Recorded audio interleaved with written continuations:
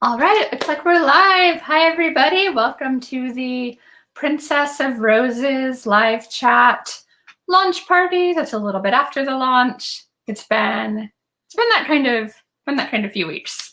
So yeah, I'm super excited to be here. I'm going to be joined in a minute by Erika Everest, and we're going to chat about the books, which is going to be super fun. And yeah, I think Laura, I think that's you. You might want to check which account you're under there. Yeah, so I am wearing my Beauty and the Beast yellow. The whole dress is like a flapper dress. I was supposed to do this author event in Las Vegas not that long ago, actually, in November, that had like this flapper party. And so I was going to dress like Flapper Belle for this Beauty and the Beast launch. And then yeah, obviously that got canceled. Here's Erika. She looks perfect. Yes, love it. Hello. Hello. Sorry, trying to get my camera to line up now. So there we are. Yeah. Fair. I love it. So we were talking about what to wear. And so I was like, well, I've got this yellow dress. Do you have anything that can be Belle's blue dress? And yeah, looks like she pulled it off. Uh-oh, we're frozen. Are you still there? Your video froze, but I can still hear you. Yeah, I'm here. Okay, perfect. Well, let me go ahead and introduce you, because normally we talk in the Fairy Tale Courtyard. So some of you know Erika from there, but since we're on my page today, I wanted to take a minute and let you guys know who she is. She's awesome. You should definitely follow her. She's definitely someone you want to know. So Erika Everest is a friend and a fellow fairy tale author. Oh, and she's got her Beauty and the Beast mug. I need a more themed mug. So I just have my A mug again. But it's huge. Pretty good. It's like a lot of tea. So that's why I use it all the time. So yeah, Erika and I met at a writers' conference in Scotland. And they had divided us into genre. And so I think it was fantasy and sci-fi, but it ended up being a lot of like lit RPG authors, which is like video game. Yeah. And like fantasy, right? You're kind of, I don't know any people. This is I was like, where are my people? And like, I got along fine with the game lit authors. I ended up co-writing a book with one of them. But then when I met Erika, and like she showed me her cover and I showed her my cover, and we were just like, okay, yeah, you're my people. I found you. So I went into the room similar to Angela, looking around going, what am I doing here? And someone asked, oh, so what do you write? I'm like, fairy tales? Kind of thinking that I'd be like okay, that's a bit strange. And then Angela says, me too. And I'm like, really? And then she gave me her business card, and it's got the covers for Princess of Shadows on it, which is gorgeous. Oh, we lost our audio. Yeah, so it was...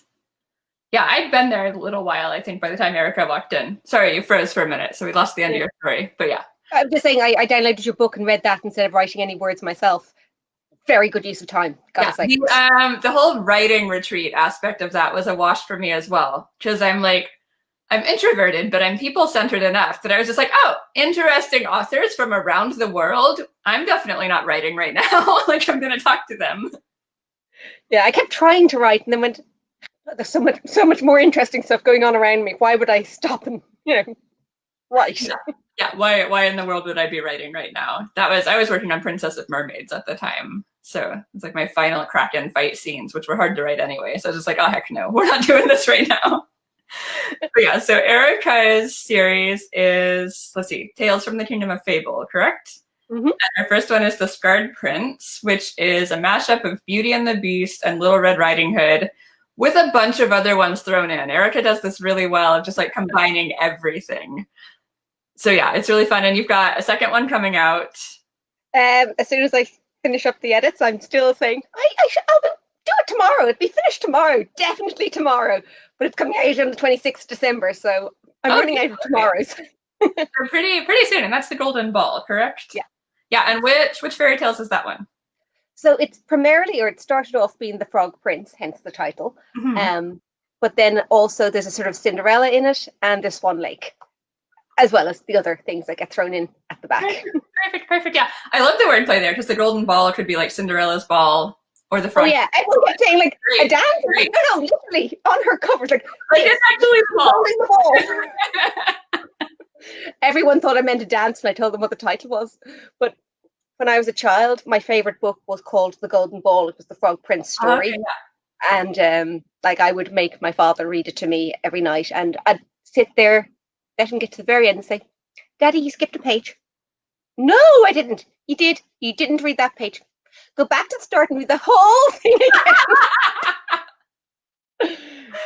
It's not as funny when my children do it to me, but it was very funny when I did it to my parents. right, right. It's one of those things, you got to be on the correct side of it for it to be entertaining. So as a result, the Golden Ball to me has always meant the Frog Prince, but it was only then when I started putting it beside the titles, the Scarred Prince and the Princess Vow on either side, because people are going to think this is a dance. It was too late to change it at that point. It was my title. So. Yes.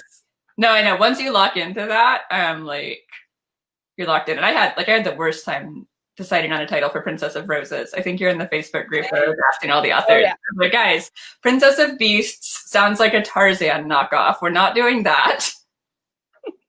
So what do we do? Yeah, there's some good suggestions that may come up for future books, yes, but they weren't right. We ended up with quite a few titles and then settled on Roses. Yeah, so that was a journey for sure. And before we go too much further, everybody who's watching, if you can comment and tell us, like, do you prefer no spoilers? Like, have you not read the book yet? Or are you okay with spoilers? Because we'll try to tailor this. I will probably, once I start talking, yeah. Ariel, not when I'm drinking. Yeah, Ariel has the best comments. Yeah, so if you haven't read it and you're like really, really spoiler averse, leave a comment and let us know, and we'll try. All right, awesome. We got one for red because I'm prepared. I have a like spoiler banner that I can try to pop up. We'll try and remember, because if people are watching it on playback, they may not have been. Okay, awesome. So far it looks like everybody has finished it. That's commented. Okay, cool. So I'll still try to pop up the spoiler banner for those watching on playback. Or if you guys want to just if you're watching and you're like, no, you can mute it. Okay. So this isn't a huge spoiler question because it's the opening chapters, but many Beauty and the Beast stories, in fact, most of them start with Beauty and, kind of a couple of days of her life, and then she goes to the Beast castle for whatever reason. You might get the prologue saying, years ago the Beast was cursed, but it very much starts the story where Belle and the Beast, or Beauty and the Beast meet. Call her Belle. We can call her Belle. yeah, I'm going to do that. So you didn't. You went like 3-4 months earlier than that, and you showed a huge amount of time before they ever even got to meet each other. Yeah. What drove that decision in terms of your narrative arc? Why did you want to go back so far in time? Yeah, so there were multiple reasons, and I was actually very nervous about that decision, even as I was writing it. I think we talked about this a little bit. I had a bunch of other people. I'm just like, oh my gosh, I don't know if this is the right call, but this is kind of what I feel like I've got to do. So it was partly, I had introduced some of these characters in other books, particularly Princess of Mermaids. We see Rosemary as my beauty. We see Rosemary's father. We see the Beast's brother. And they're kind of already in the middle of their story. So that put me in this kind of tough spot with the timeline, because I realized, they're across the ocean at a very specific date. So I have to work around that. So that was one of those things where I was like, oh dear, I did this to myself, but now I've got to fix it.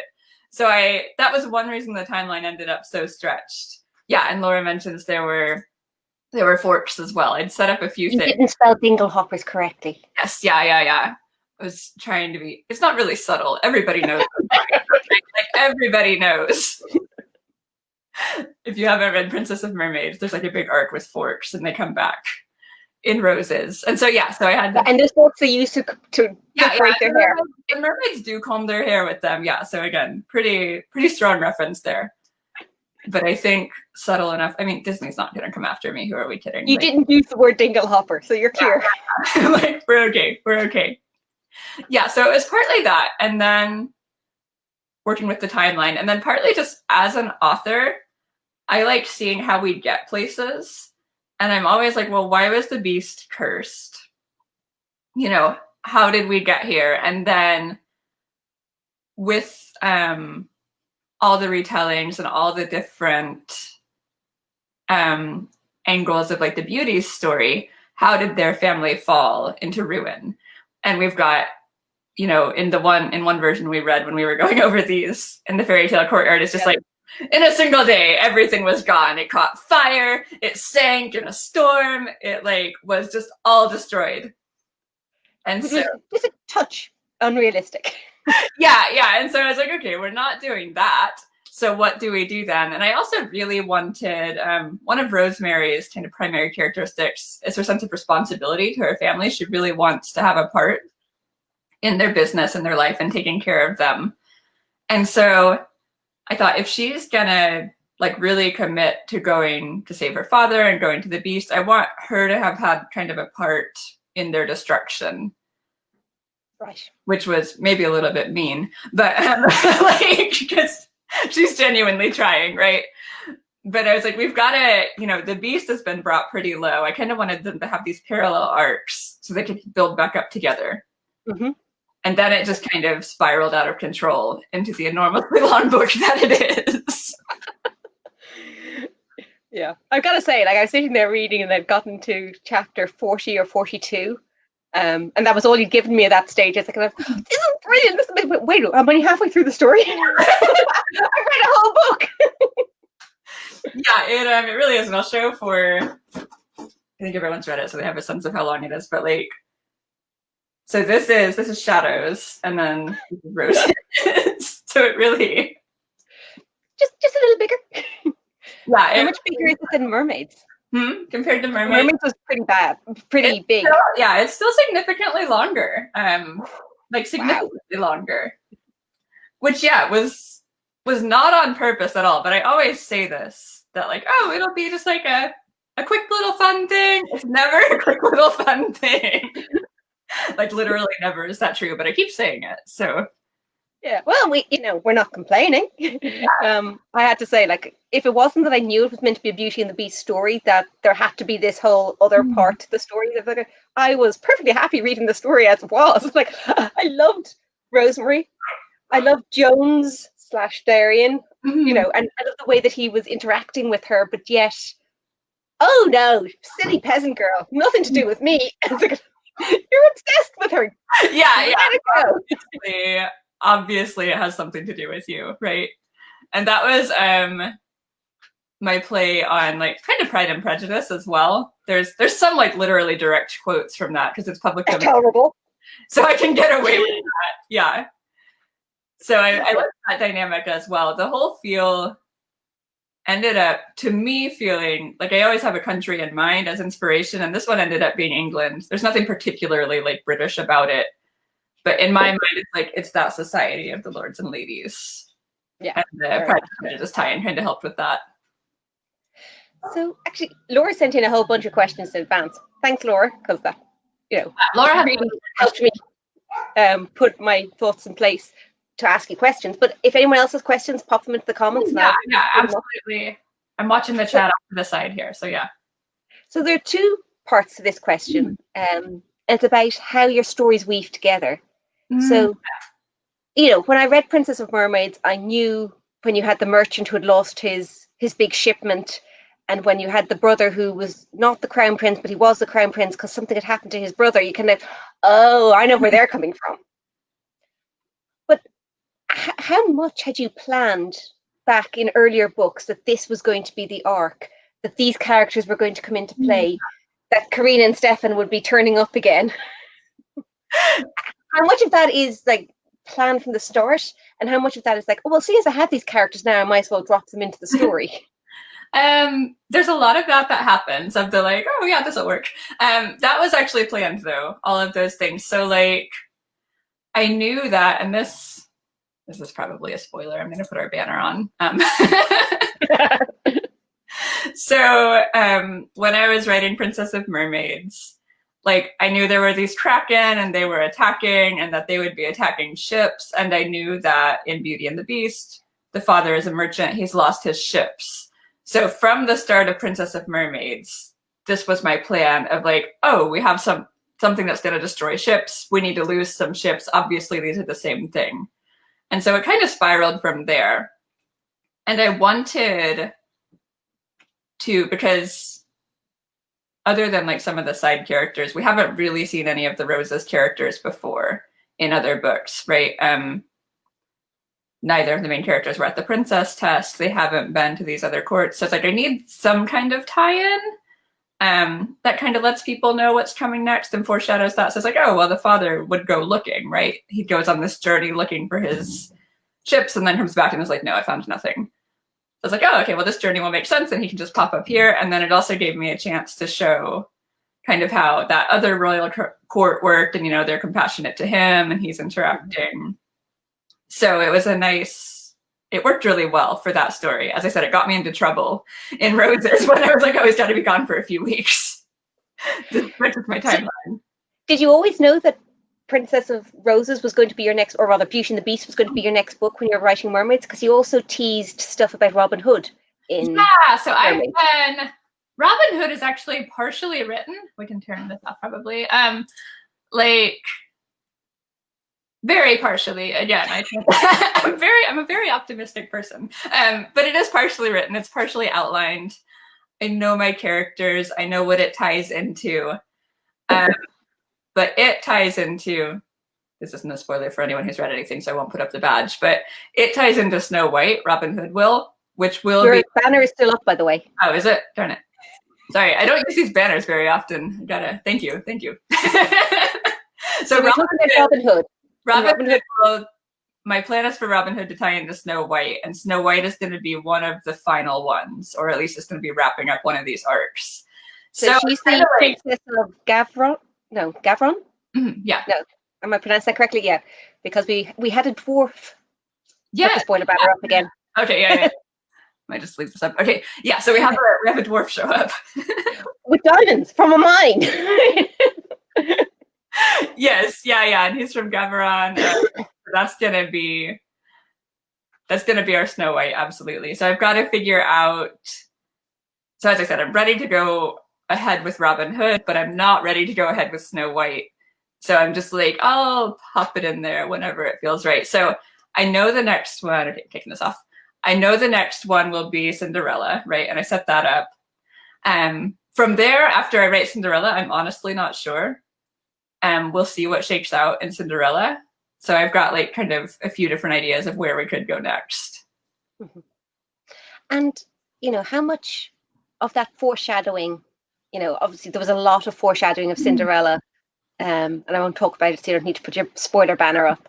But, you know, how much of like Cinderella's story were you plotting out while writing Beauty and the Beast?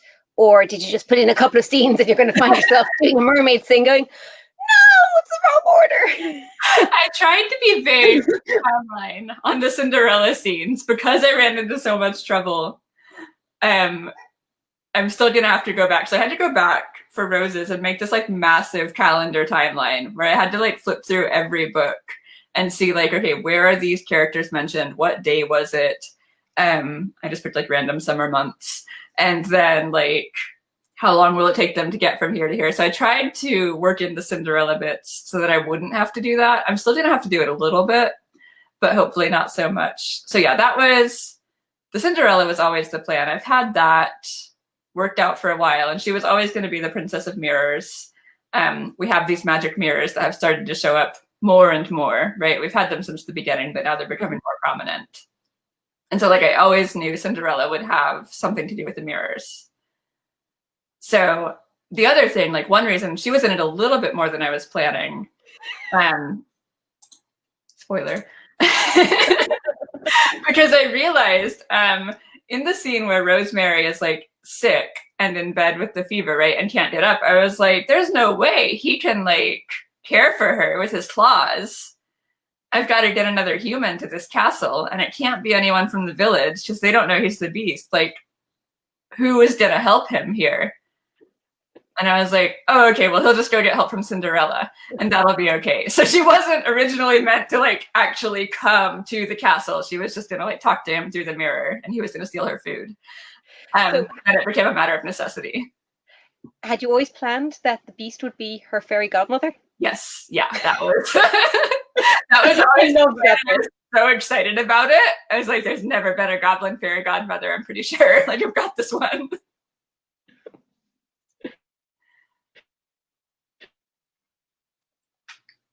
Oh man. All right, taking that down. Uh-oh, looks like Erika froze for a second. I'll give her a second to come back.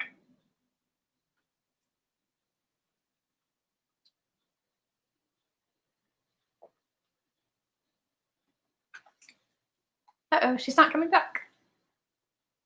Let's see. Anybody have questions while we wait for Erika? She's got my list. Oh wait, she's back. Yay! I don't know. My Wi-Fi, it's not even on Wi-Fi. I've actually plugged it in today and it's still not being cooperative. That's fair. That's fair. It's just it's spotty sometimes, right? So it is.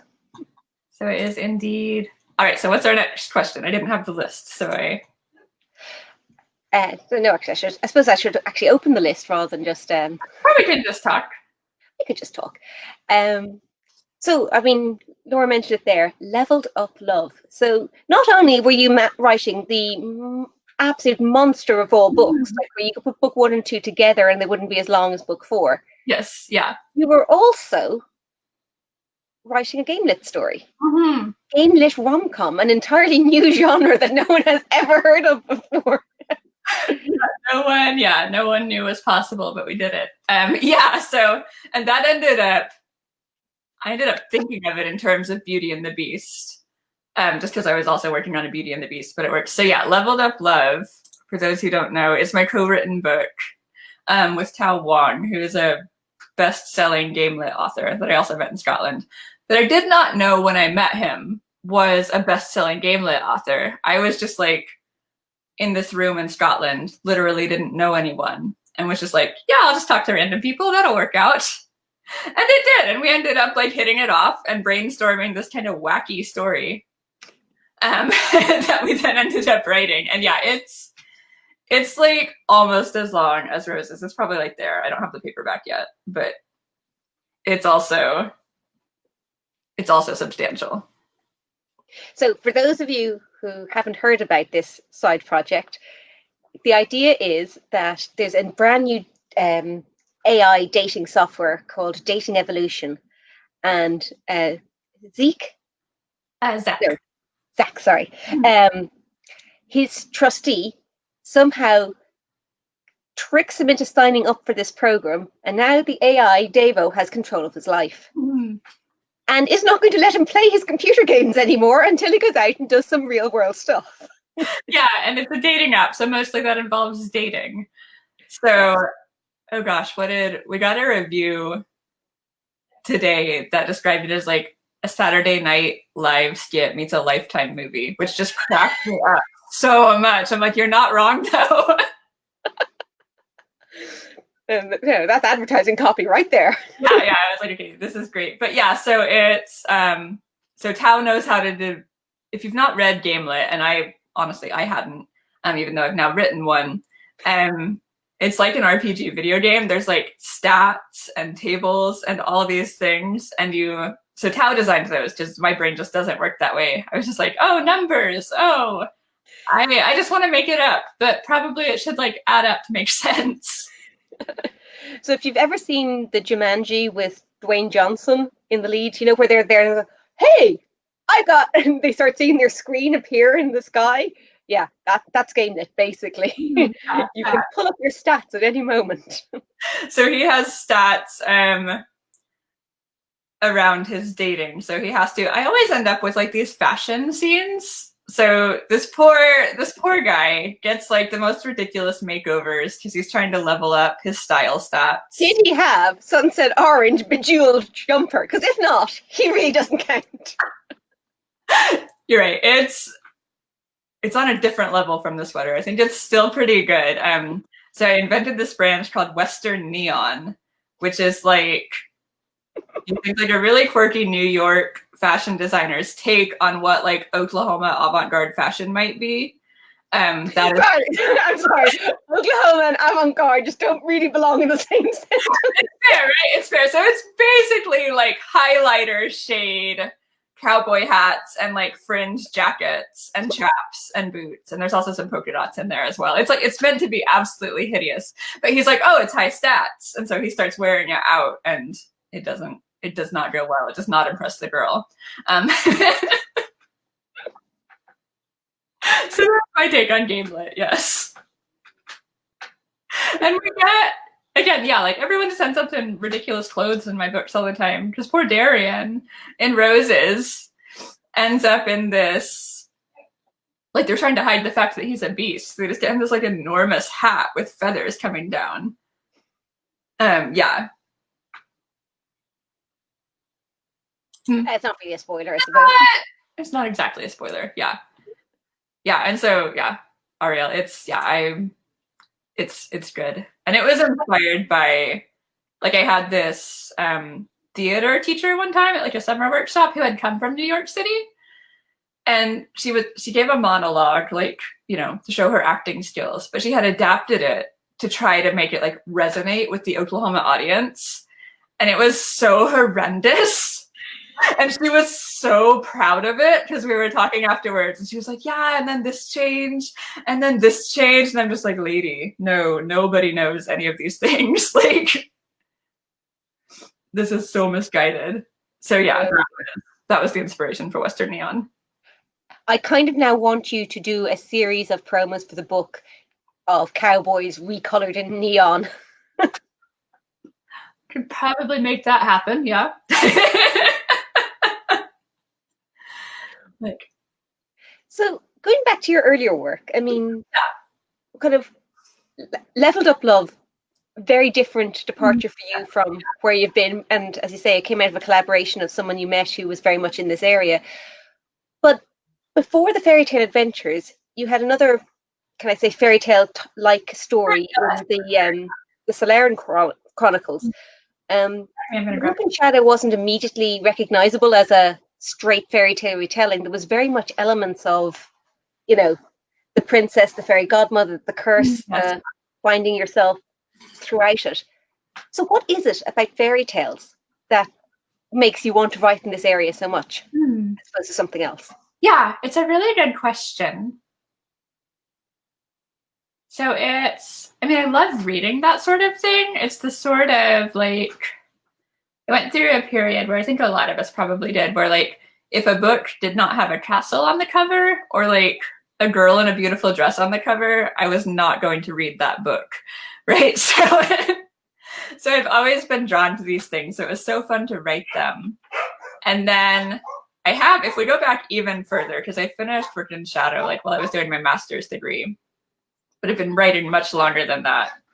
I had tried to write sci-fi before and just found all the technical details really weighed me down. And probably I was getting too much into it, like trying to do this like very accurate sci-fi where it would have been fine to just say like they had a rocket ship. I was like, oh, well, I need to understand how a rocket ship works so they can like, so that never got off the ground. And then anytime I do contemporary, I always feel like I need some kind of twist on it anyway. I haven't really published much.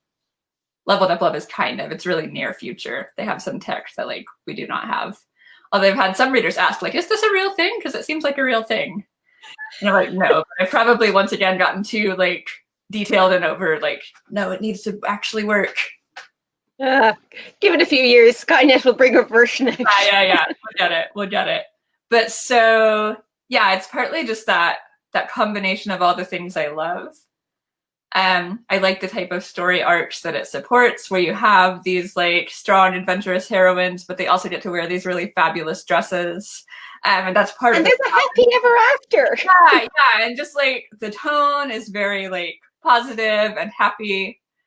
So yeah, it works. And I will branch out eventually, right? Like I have a lot of plans, let's be real. But right now, like I love this type of story, and I'm so happy to be telling it. So, I mean, you've done, still within the fairy tale world, an awful lot of shorts, of short retellings of stories, which you then sometimes have also done as full stories and sometimes not. You know, what is it about short stories that attracts you, and shorts versus longs, like full-length stories? Okay, yeah. They're short, and I can finish them very fast. That is the honest. Puss in Boots. Puss in Boots. Yeah, that is the honest truth. Sometimes they're not so short, but most of the time, they end up short.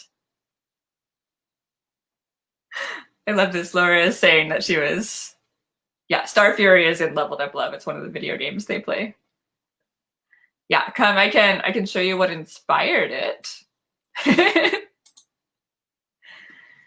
Yeah, and Lisa's mentioning the Aladdin one, which that one's a little longer as well. So yeah, with the short stories, depending on the short, like The Grandmother with Enormous Eyes, I literally wrote in a day. It was just, I had this concept, it was so clear, and I just went with it. And then some of them take a little longer. The Bruised Princess took probably a few weeks, not like of actual writing, but like the tone was kind of tricky on that one. It's got some heavier themes, and I wanted to treat those seriously and with respect, but also not let it become like very depressing. So I would write, and then I would just like think about it for a few days. Like, okay, where can we go? What is this actually meant to say? And then I would come back to it. But yeah, versus like, you know, these novels that my pace is about a novel a year. That's what I've been doing since I started publishing. So taking a year, sometimes longer, because like Princess of Mermaids took 2 years. And then I wrote Lady Alma in between. So the shorts are really appealing because I can just like get them done. They're snappy.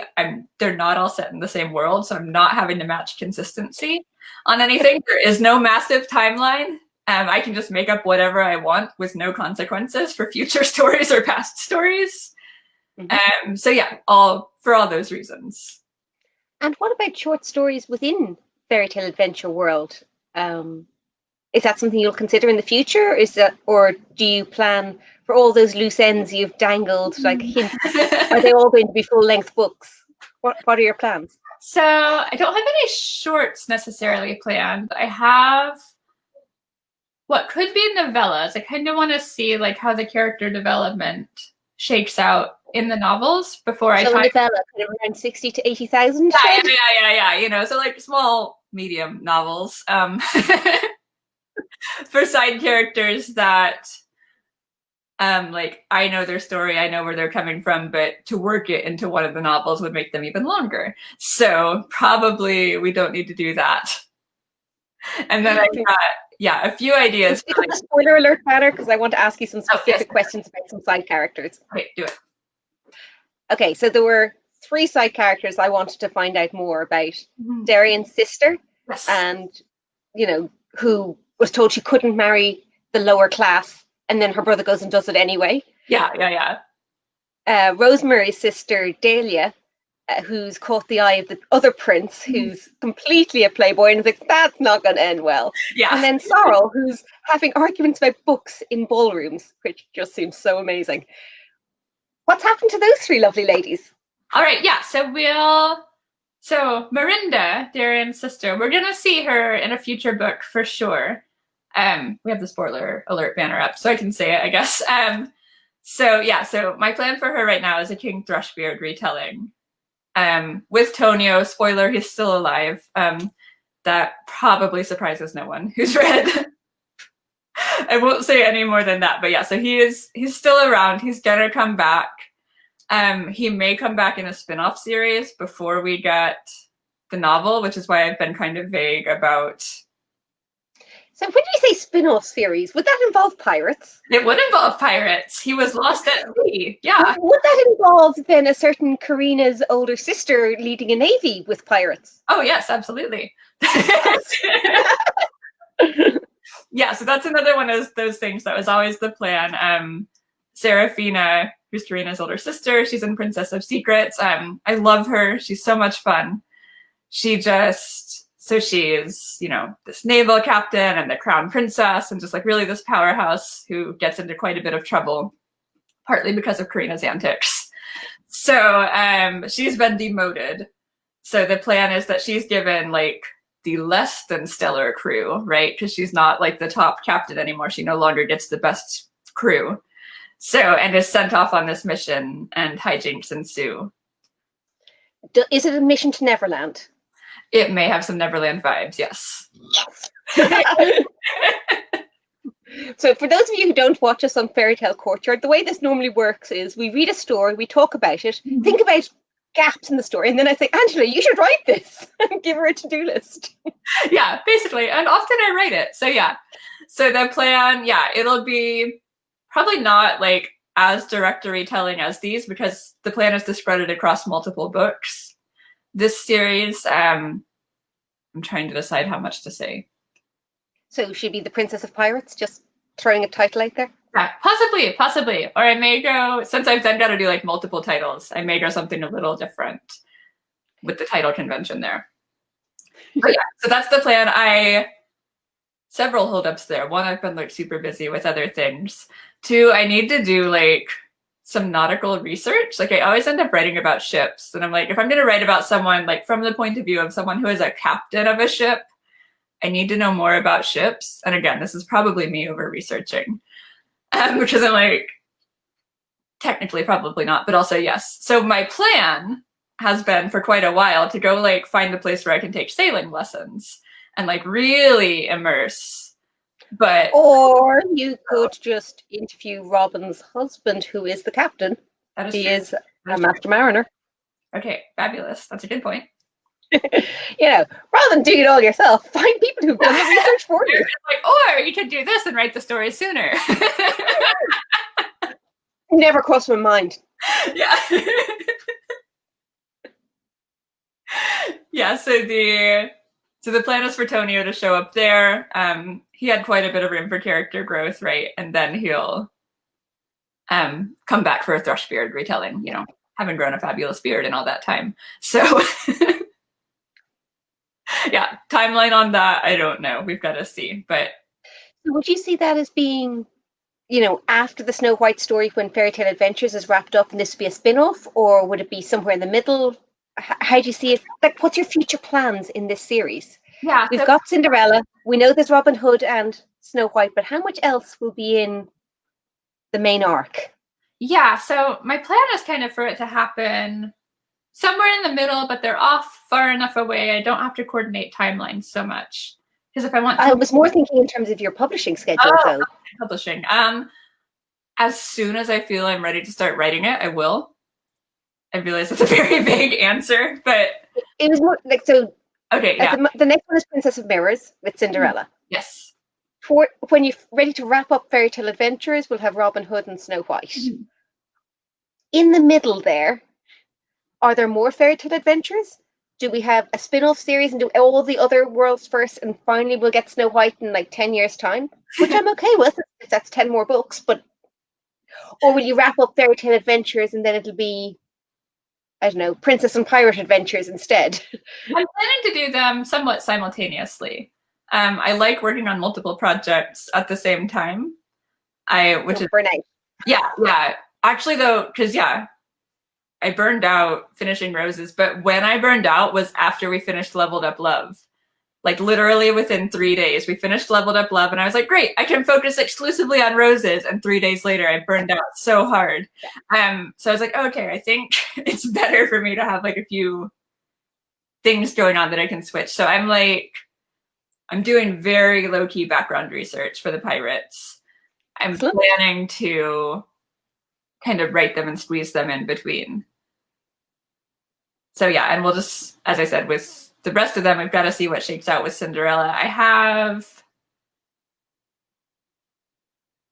don't want to make any promises I don't keep, so I'm not going to tell you what other fairy tales I'm thinking of, other than the ones we've already... There are a lot of countries, though, in Mayora, and we've seen very few of them. Will we see princesses from those other countries, or princes even? Will we be visiting them in future stories, or will it be more centering around the characters we know already? Some of both. I don't have plans for all the countries. I have plans for most of the countries. And there's always room, because I end up with these massive casts of characters, right? So there's always room to like bring some more people in. But I'm also at this point trying to rein it in a little bit and let those characters that we already know come back and have a role. So I'm trying to find a balance there. But yeah, I'm not sure if we'll hit like every country that's on the map. in this series anyway. There's, you know, there's tons of potential there. There's always possibilities. Absolutely. So when you're deciding for a story, do you start with, I want to retell this fairy tale and then see how elements fit together? Or do you kind of have a story and then you're bringing the fairy tale elements? Oh, that kind of sounds like a such and such story. Oh, I could work it around that. You mentioned, for example, that sort of part of the skeleton of Princess of Roses was Pride and Prejudice, which not exactly a fairy tale, though still excellent book. So, like, how much of that is like saying, oh, well, I'm writing this story, so therefore these things happen, versus your character's own development? That balance is probably the trickiest part of writing this series. I always start with the fairy tale, and I may choose the fairy tale based on what I think will suit the characters I have in mind or the country I have in mind. But it always starts there. I read through the original, or, whatever versions of the original are available. It's going to be interesting with Cinderella. There's a lot of different takes on that. And I'm really looking for theme. Not so much like I'll come back and pick up those specific elements, but I'm looking for what's the main idea here? What was the original story trying to say? And then I'll decide if I agree with it or not. And I'll go from there. So like, Perot. So like with The Princess and the Pea, which is Anderson, and if you're in the courtyard, we have thoughts about Anderson too. But it's 1.5 pages of Anderson. Yeah. So the main theme in that, when I read it, I took away this idea of like your worth is your lineage, right? Like you've got to be a true princess, you have to come from certain parents and a certain background. And I was like, yeah, I don't like that theme. I don't agree with that. I don't think I can write a whole book about how if you're not born into the right family, you're not going places. So then I had to think, okay, well, how do we rework that? With the Frog Prince, I came up with this idea of like loneliness. Why are you isolated? So lonely that you're talking to a frog. And how did the prince get so isolated that no one knows or really seems to care he's been turned into a frog? Mm-hmm. With the Little Mermaid, it was this idea of belonging. Why does she feel so out of place under the sea in this world that's described, very magically, very beautifully?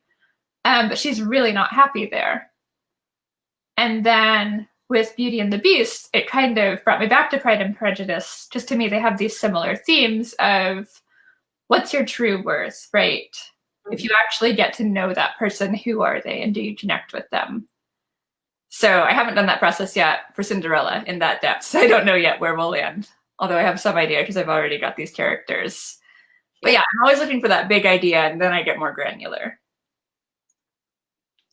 Cool. Oh, Laura's got a question about the map. Yeah, there is a map. There's always been a map. It's at the front of the books. If you want a more detailed map, we've talked about this.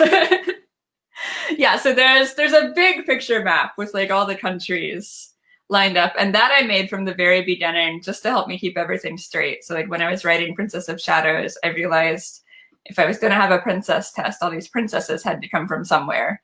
And so I just literally took a day and made up countries and made a map. Yeah, maps are important. Yeah.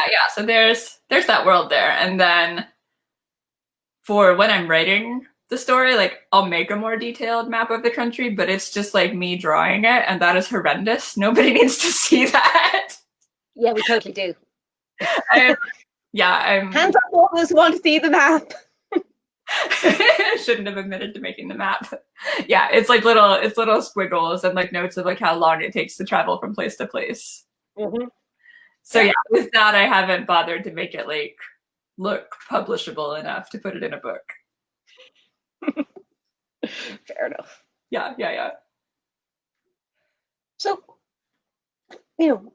why writing? And, of all the things you could have done, and you do an awful lot of other things as well. I mean, you're a piano, you compose as well as teach, you perform, and now you write. But why? What drew you to writing as a thing? I mean, did it start as a hobby and then you thought, hey, I could publish this? Or did you always intend that you were going to publish it? Like, what makes you a writer? And Okay. why is that important to you? Yeah, so it started with reading, which I think is probably true of a lot of writers, and just like loving stories. Like I was telling stories, verbally to entertain my siblings and my cousins, and we lived within walking distance of a library, so we were always at the library. We each had our own like book bag that we had made, and we would like stuff it with as many books as we could get, right? And read them all and go back to the library and get some more. So we were always readers. There were always these stories. And so it was pretty natural to want to create my own. But as you said, I have a lot of other interests. Basically, I just love creativity and expression. And so I started college as an English major, actually, with the intention of pursuing that. And then just like did not like college literature. Golly, it's so dark and heavy and just wasn't fun at all. And it was not what I wanted to read for 4 years. So I dropped that and went to like what's always been another passion, which is piano, and like kept going with that for a while. And then, so as I was working on my master's in piano, it was like I had kind of forgotten about writing. I had kind of not been doing it. And then I was getting a little burned out on music. It was an intense program. And I was like, I need something. And I had been working on Brick and Shadow for almost 10 years at this point. And I had this moment where I finished an academic paper literally in a day that should have taken longer than that. We won't tell anyone. They've already given the grade. It doesn't matter. And I was like, oh, wow, like I actually can write well. And I understood the structure of this. And so maybe if I figure out the structure of a novel, I could write a novel well. And so that got me back into writing, craft study, reading a lot of books and blogs, analyzing books. And then another thing that you'll hear me talk a lot about is travel when I'm talking about my process. And that's been there really since the beginning. So I've been working on this novel for, 10 years. I took my first trip to Europe to play at a piano festival, actually. So we were playing like in a castle. It was pretty magical, actually. It was very great. Whereabouts? In Esterhazy, in Austria. So it's the palace where Haydn lived and worked. He was employed by the Esterhazy family, and they loved Haydn. They had a lot of money, so they just they have all these concert halls that are like, the acoustics are amazing, and were built specifically to showcase Haydn's music. Wow. So yeah, gorgeous experience. I sang in a choir for a cantata, and then I played a solo for piano. And yeah, it was great. And so like, obviously I'm feeling very musical, but I'm also just inspired by being in a castle and seeing all these new things. And so I got back and I finished the book. Just this like influx of new ideas and experiences. I also traveled around a bit and saw some other castles. So as you do. If you're going to see castles, see them all. Yeah. So that kind of like brought that spark back of like, oh, like I was here technically for music, but what I really took away from it was the story and finishing this book. And so ever since then, like I was like, oh yeah, like the writing really is a part of me. I didn't do it for a few years, but like really it's pretty deep. Like it would be pretty hard to get rid of. And so since then it's been more of a priority. And publishing has just kind of grown. I think everybody who writes, you always have that idea like, oh, this could be a career, this could make money, like this could reach a lot of people. But you're never sure. And at the beginning, it probably doesn't. And that was true for me. Like I made maybe $20 my first year. And that was like including friends and family who bought the book. So yeah, so it didn't really do much. But yeah, it grew from there. Well, yeah, I mean, your later launches have been very successful. The orange banner, for those of you not as familiar with Amazon, that's the #1 in a category. So doing really well in that regard. Yeah, Roses was my best launch ever. So like I'm really pleased with that. I'm mostly just really, really happy that people liked the story, because I was nervous about this one. It kind of went outside the box a little bit. And like, it's just such a delight to have people reading my work, to have all these friends I can talk about fairy tales with. Like, it's just so fun. And another fairy tale question I saw from Sarah just after we started this, which is, where is Princess of Mirrors going to be set? All right, I'm really, really excited about this one. We're going back to Aeonia. Does this need to spoil? It's not a spoiler alert because it's Not not a the book. spoiler, just what hasn't even been written yet. So True. yeah, but so I do know the setting though. Yeah, so we're going back to Aeonia. So we'll be back with Lena. We'll be back with Alaric. We'll be back with all those characters from book one. And what about Stefan and Karina? Are they in Aeonia too? Because Karina's sort of disavowed from. They are there. They'll be, because they went off to spy on Darien, right? So for a good chunk of this book. Oh, of course. Sorry. Yes. Since they're taking place, yeah, I know. I'm kind of disappointed about that. Another one of those things where I've like kind of, trapped myself. Where I'm like, oh, it'll be so fun. We'll have Stefan and Karina back. And I'm like, oh no, they're on a spy mission to Eldria. They're not there. They're not home. So yeah, we'll get them maybe a little bit, but not as much as I would have liked if I hadn't sent them off to another country once again. Write a short story where just everyone's at home. Yeah. Just everyone. It's like the Christmas special, right? Where everyone is gathered. Whatever you call the winter holiday, in your fantasy kingdom. Solstice. Yeah. Midwinter. It's summer though, so we'll have to go summer or falls. Yeah. Yeah, midsummer. It's also very important. Perfect. It's perfect. Yeah, so we'll be going back. The Cinderella's family has been mentioned very, very briefly. I doubt anyone, it's not really something you would catch. Talk about it more once the book comes out. Well, it's not really a spoiler. I can tell it now. So they, back in, I think it's Secrets, when they're trying to find like bridesmaids essentially for Lena's wedding. Mm-hmm.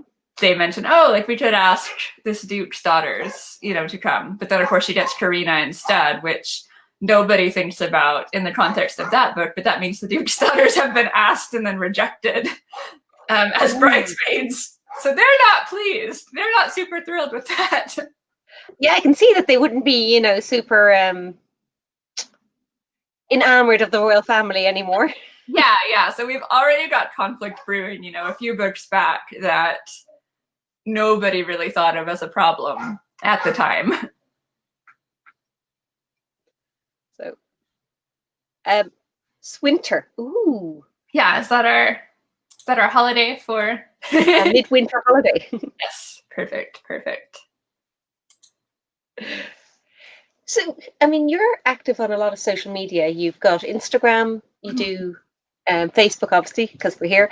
Pinterest as well, though. You create mood boards and so forth. How much of that does it influence what you're doing? How do you use it as part of your creative process? Yeah, so that's actually a really important part of my process. And I realized how important when I tried to skip it, and then was like, oh no, that didn't work. It helps me, and I'm not looking for sometimes I'm looking for specific details, and I have like there's this lemon cake and roses that one of my readers posted on Instagram, and I was like, I want that cake. It looks really good. I'm going to put it in this book.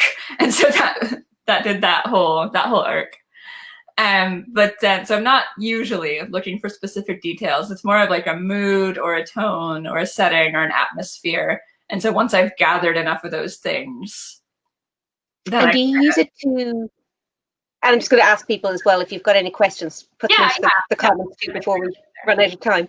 But do you use Pinterest to gather like sort of example faces of people, or like to make an idea of what your characters or your settings look like? Yeah, so I do use it for character specific, because I'll forget otherwise what they're meant to look like, especially for side characters. So yeah, I'll do it for that. I have this massive board called like character inspiration or something like that, where I just I'll scroll Pinterest and look for interesting faces and be like, yeah, you could be in a book. Yeah, you look interesting. You look kind of mean. I think we're to do something with you.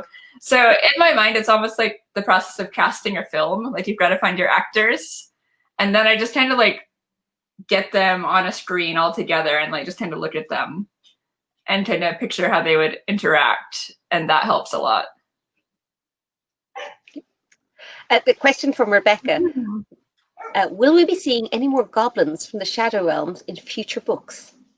I'm going to guess the answer has to be yes. You can't leave it there. We'll be seeing, I'll just say, we're going to be seeing a lot more from the Shadow Realms. That's going to continue to build and build. So, you've mentioned that Snow White is probably going to be the last book in the arc. Is there going to be a big old goblins versus the fairy tale princesses in Snow White? Are we going to have a grand battle at the end? We'll have some. Maybe not Snow White, but is there a plan for a final show? Some kind of grand battle and show off for sure, because that's each of the books ends with a huge battle, which I kind of regret doing that, because they're getting progressively harder and harder to write. Like the Kraken battle, I was just like all these tentacles everywhere, like. And then in Roses, they're like jumping between the realms and the gravity is changing, and like I was like, golly, the physics of this is a nightmare. It's magic dust. You do not need physics. I do more of that. I tend to I'm not detail oriented until it gets very tricky, and then I'm like, oh no, wait, I should know exactly how this works. I'm not going to say in the book actually how it works. And then Laura's asking, do we plan to eventually defeat the main goblin, which is Nog? We've seen him quite a bit. He's going to play more and more of a role. To be 100% honest, I'm not sure how that final battle will shake out. Obviously good will win. That's not a question. But what form exactly that takes, and I'm not being coy, I truly don't know. I mean, there's a huge range of how you can have good win. You can kill off the bad goblins. You can seal the Shadow Realms again. You can put them into a sleep and then have them available for future madness. Wake up when we need them for villains.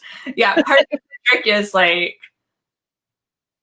never. I'm trying to think if this is true. I'm pretty sure this is true. That I've never actually killed off a character.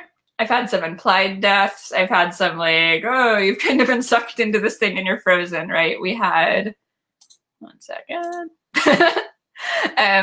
At the end of Roses, right, we have two characters turned into statues, which they're not specifically dead. In fairness, it was too good an end for them.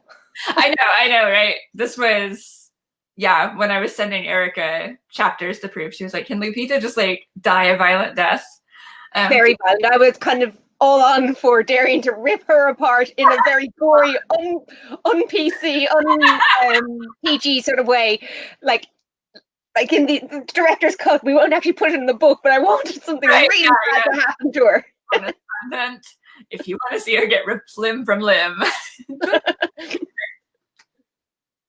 She ended up being way meaner than I originally planned. I'm like, man, this lady is way more evil than anybody else in this series. Yeah. Oh yeah. She's. But she's not actually dead, right? She's a statue. We could technically bring her back. So. Or we could smash her.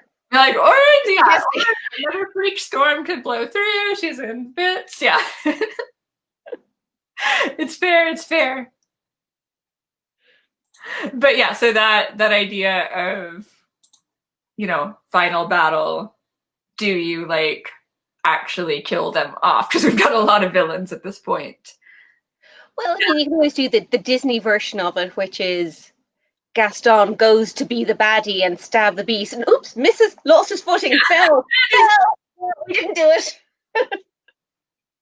There will probably be a good bit of that. And Laura mentions, we're bringing some people back. He has I'd better not say anything about this. Never mind. He has a magical dwarf with him on his ship. Let's say that. He's okay. He's got some defenses. It's not God. That he made it out. Oh my gosh. I always laugh at those actors who will spoil movies, but then I'm actually it's kind of hard not to say that thing. Yeah. Oh, was that a secret? Oh, whoops, Yeah. sorry. Oops, yeah. So, So close. so what's your timeline for mirrors? I mean, you say it's a year. I mean, are we looking at sort of next So October, November sort of time, or track what do record you? October, November. I am again, I get optimistic. I'm thinking I'll have it ready earlier than that. For several reasons. One, I think it will be easier to write. Again, I say that just about every time. It's yet to be true, but like I really do believe it this time. It would be if it's harder than roses, like you guys send some encouragement my way, because oh my gosh. And the other thing is like because of COVID, my workload has changed quite a bit. So like going into COVID, I had a bunch of other jobs with piano that I loved, but that did take up a lot of time.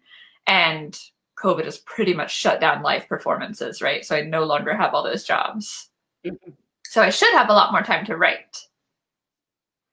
But do you have the same motivation and interest in it, given, like as you say, travel is a huge part of your inspiration? That's the other thing that's been so tricky is that like I know for a fact I have this proven track record that if I take a big trip, I will come back and I will like knock out a book.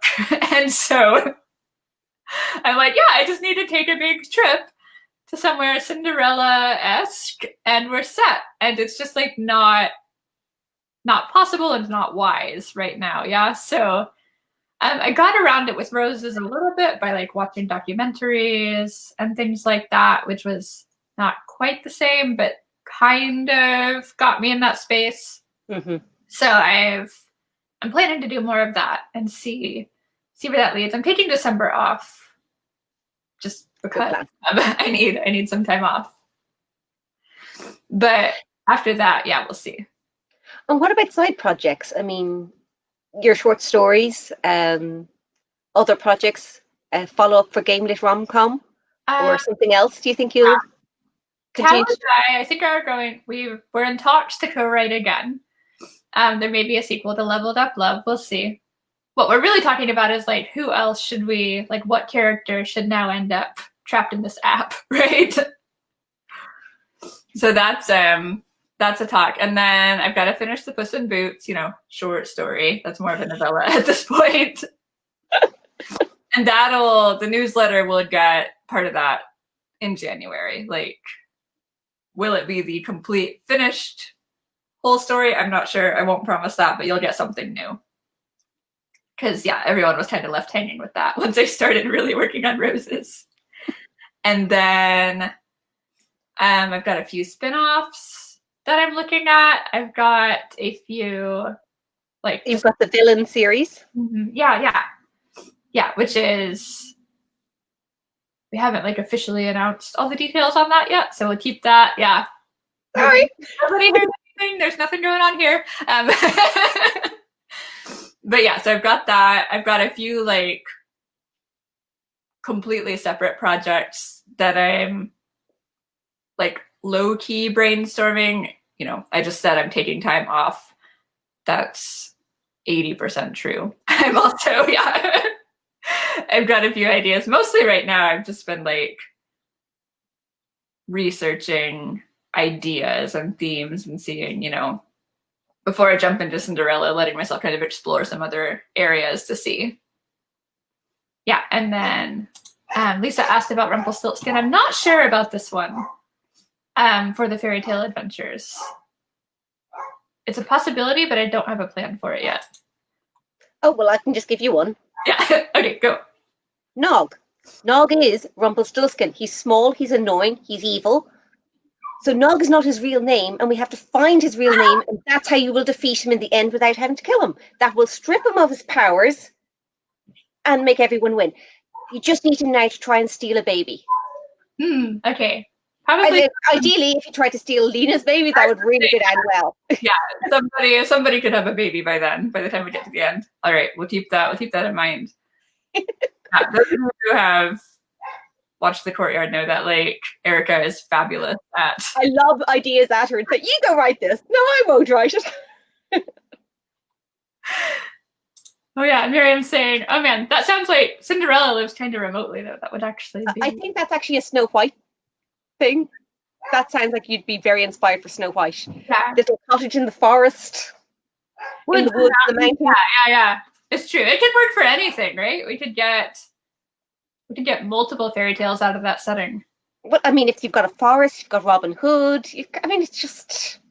I mean, really, yeah. I think you need to make this trip. I mean, yeah, for sure. It's career critical. Absolutely, yeah. Like, guys, there's no. It is essential travel. Essential travel. I need whatever permit I need. Like, get me there. Yeah. I've been like I'm looking at places around here, right, where I can like drive and see. It's not the same though. It's like need an Oklahoma castle that you can hide in for a couple of weeks. There are a few like castles and castle-ish structures around, actually, but gotta drive to them, and they're not like, again, like for Rick and Shadows visiting Neuschwanstein and like playing concerts in Haydn's castle. We're not matching that here. Okay, but, yeah, fair enough. It's a pandemic. You take what you can get. And Laura's putting you on the spot now. You've got to go to the woods too. And yeah, fine. I'm good for that. In fairness, though, I live in Ireland. I can, there's about 5 castles within an hour's drive of me. Yeah. Plus woods and fields and cows and a seaside. And yeah, we don't have, big mountains. We don't get much snow. We don't have earthquakes, but kind of ye old European style fairy tale setting. Yeah. Tiny country villages with small-minded people. Check. We have that too, to be fair. It'll look a little different.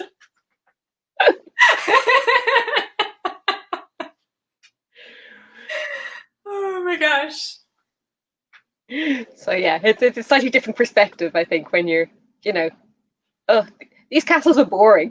It's a castle. It is a boring castle. I want new castles. Yes. Yeah. All right. Oh man. Any final questions before we go, guys? This has been so fun. Like, have you given a tour of a twirl in your dress? Have you shown your dress off? No, I haven't yet. We can see if okay. You need to explain the dress. Okay. It's not just yellow. It's more than that. I explained it a little bit before you came on. That it's like, yeah, flapper bell. We'll see how much you can see. I'm like, the castle is, I still don't have power. We're on generator, and so we'll see if I can get back far enough. I'm in my bedroom. We can't get there's fringe. Oh yeah, there's the fringe. Yeah, so Erika and I were meant to go to Las Vegas and do this author event, right? And there was like a 1920s themed party. So I was going to be Flapper Belle. So I bought this like yellow flapper dress and then had like a wig and a headband. I already had a red flapper dress and I've got a little black bob wig. So I was going to be Flapper Snow White. We had it all planned. We had 2 other people lined up to work with us, and COVID. We had like incredibly detailed plans for this event. Yes. And we had our fairy tale party as well. But so we just pushed all those plans to next year's conference. So November 2021. It'll be around Las Vegas, November 2021. 8th to 12th, if anyone's around. Yeah, there will be some partying going on. It'll be good times. I literally have decided that I want to spend the entire week in cosplay ball dress style. Now, I'm not sure still how I'm going to get 5 to 7 ball gowns to fit in a suitcase to go transatlantic, but I will find a way. Even if I have to get Amazon to drop ship them to the hotel. That could work. Yeah, even just flying like from here to there, I'm like, but you just need like one crinoline, right? Like one underskirt. That's what I was thinking. I've got one nice crinoline and then lots of things over it that don't crease but can fold up into little small squares. Yeah. Like this is doable, actually. This is totally doable. Ariel, we totally expect you to be coming. Emma's going too. Yeah, you should join. What? Okay, Miriam is literally Snow White. So taking notes. When can I visit? right, so yeah, we reached the end of the series. We're ready for Snow White research. COVID has died down, hopefully. Miriam's the Snow White hookup. Yes. Awesome. Oh man, now I'm really excited for everything. Oh, it's so good talking to everyone here. Yeah, Ariel saying party in Vegas in our ball gowns, right? Like, yeah. They have fairy tale themed escape rooms in Vegas. I found these and was like ready to book one before this was canceled. The hotel we're staying in has a suite of rooms called the Palace Meeting Rooms. Mm-hmm. So we are going to be having a fairy tale meetup in the palace. Yeah, so it's happening. It's going down.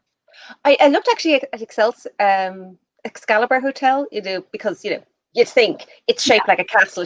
Inside it's horrific. Oh, really? There's nothing castle-y or yield. Like, I was expecting that all the concierges would be dressed as knights. Yeah. And all the women would have little cone hats. No, it's just a regular casino inside. It's a pretty castle on the outside and nothing else. Yeah, okay, well, that's an opportunity. Wasted opportunity from someone who's never run a hotel before, right? But yeah, no, obviously you should have purchased armor for every one of your employees. So. Or, at least, have like sort of like a castle themed ballroom or something inside, or the somewhere where you can go for like a fancy princess afternoon tea. Laura, yeah, there's an author event. So the Friday the 12th is going to be a huge book signing day. All the authors meeting that. It's open to everybody. We're still waiting on the full details because COVID killed us this year. But yeah, it'll be.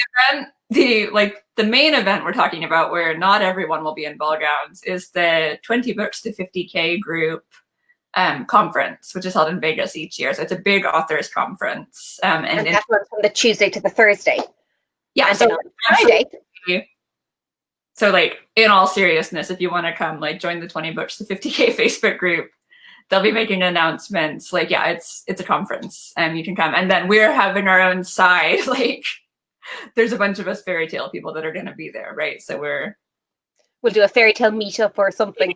Side events, yeah. But then on the Friday, it's an official conference event where a whole bunch of the authors who are there will be doing meet and greets with fans and, setting up tables and so forth. I did one in 2018, and this apparently is going to be a bigger, better version of it, which would be amazing. So Angela and I were all set up. We had our table beside each other. We were going to turn it into our little courtyard corner, but I know. Yeah, we had plans, and we will have plans again. So yeah, Vegas 2021. Obviously, we'll post more details when it gets closer and all that. But yeah, if you're interested, like, yeah, it's a open to the public kind of event. It'll be cool. Yeah. And then hang out for the weekend, clearly. Yeah, of course. Oh, things to look forward to, 11 months from now.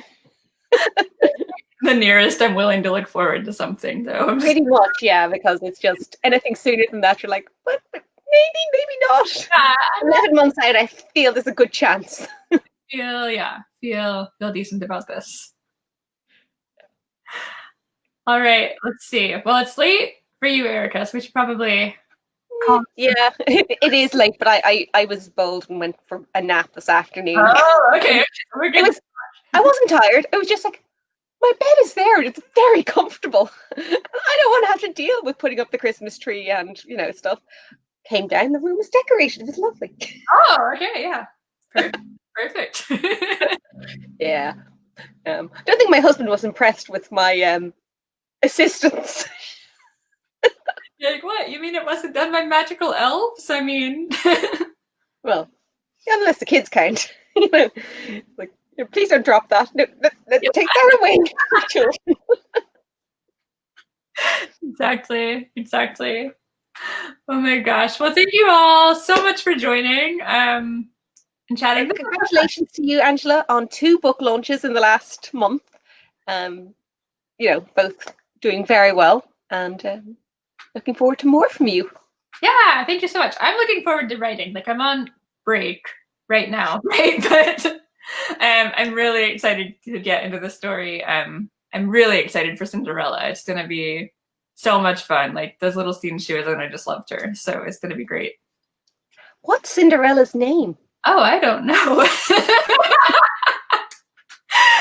You'll notice, like, I very specifically in Rose's did not say her name, and that's just she doesn't have one yet. So, like, if you've got Cinderella name suggestions, like, by all means, throw them my way. I have a kind of list, nothing stuck yet. Sometimes a name will come, and sometimes it takes a while. Like, Rosemary's name took a while, too. I went through a lot there. So, yeah, Cinderella doesn't have a name yet. She's just the Cinder Girl. She'll have a name by the time, you know, the book is done. Her book has a title. That's further than Rose's was. That's true. At least you can advertise the book in this case. Yeah, it's not just like the vague, mysterious Beauty and the Beast project. No, it's like, it's Princess of Mirrors. We got that. Yeah, and Lisa's mentioning, yeah, so the plan is to have something that could nickname to Ella or shorten there, but I'm not sure how literal I want to go with it. Mm-hmm. It's still processing. It'll work out. I like Alora. That's quite pretty. I have a friend named Alora, actually. The only thing is that what I think of when I see Alora is Alora's Cave, which was a publishing company for, there's no real nice way to say it, smut. It was all this like super steamy paranormal romance of, you know, wolf shifters and, you know, vampires, and it was literally, it was like just one book after the other of, you know, hi, I'm the big strong man. And some little damsel going, oh, wonderful. Oh, you're published by Alora. Next book, please. Oh no! Oh my gosh! Yeah, depending on, you know, possibly, you know, most people who it's not much of a crossover audience, the very steamy PNR and the fairy tale genre, so you're probably okay. This is a fun Easter egg for all of you. Oh no! Oh man! Yeah, it's one of those things where you feel like as an author, like you should be able to figure it out pretty easily, but sometimes that just takes a little while. The problem is the name is such a huge part of a person. You know, what their name is, who calls them by that name. Yeah. You know, when like it's your full name, is there an abbreviation? Do you like the abbreviation, or how does that react? You know, is there a nickname? All these things are so influential about how the character reacts. And it's not as simple as just saying, call her Mary, it'll be fine. And in a fairy tale, we have this broader context of like what the name should be, what was the Disney name, what have the popular retellings done. And so when I'm naming your character, I try to take all of those into account. I don't want to use, you know, the same name another author has used. I don't want to get in trouble with Disney, but I'm also very much referencing these things. So yeah. It's trying to find the balance. Yeah, quite a bit. It's a fork, not a dingle hopper, right? Yeah, just a fork I happen to use for my hair. It's just a fork that happens to be a comb. No. Completely original idea, you know? Yeah, I just happen to have red hair over here. Nothing to do with you. Ooh, pretty. I actually, I think you already have a princess named Awen, though. You do. Yeah. That's Snow White, isn't it? Snow White, yeah. So yeah, love that name. Have already used it. The other problem, that I run into is we have so many princesses at this point, and princes, to be fair, that I'm like, okay. And I'm trying to give everyone like different enough names and different letters of the alphabet so they are a little bit distinct. Yeah, so there's things, but you see Éowyn, she's a side character in Princess of Shadows. I had to think to make sure that was her, but yeah, pretty sure that's her. Yeah. All right, awesome. So let's stop there. We'll get Erika. I don't know. People keep throwing names at me though. I'll come back and look at those later. I think just set up a poll in the group and get people to keep throwing suggestions in there, and people can vote them. Yeah, Miriam's got some good ones in there. Oh, they're nice. I know, right? Yeah. I like Lenny or Elena.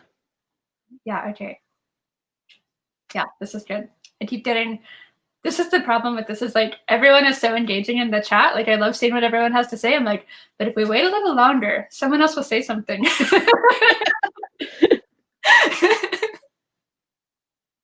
But yeah, we should probably call it there. Oh no, wait, but Corley just showed up. Darling. Hey, so good to see you. See, yeah, it's so hard to wrap these up, but yeah, we probably really should.